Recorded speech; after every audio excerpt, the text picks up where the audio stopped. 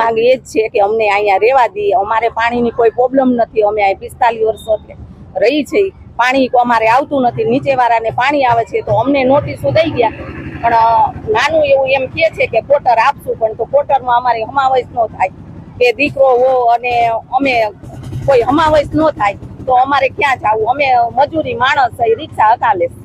હવે ચોમાસું નજીક છે ત્યારે તમને એવું કહેવામાં આવ્યું છે નોટિસમાં કે આ પ્રી મોન્સૂનની કામગીરી લઈને તમારું દબાણ હટાવવામાં આવશે? ના, એવું નથી, પાણી ભરાય છે, અમારે પાણી ભરાતું નથી, એટલે અમને નોટિસો દઈને વયા ગયા છે તો અમારે શું કરવું એમ, એટલે ફડફડાટ તો બધાને ઉપડ્યો જ છે, શું કરવું અમારે, અમે ક્યાં જઈએ એમ.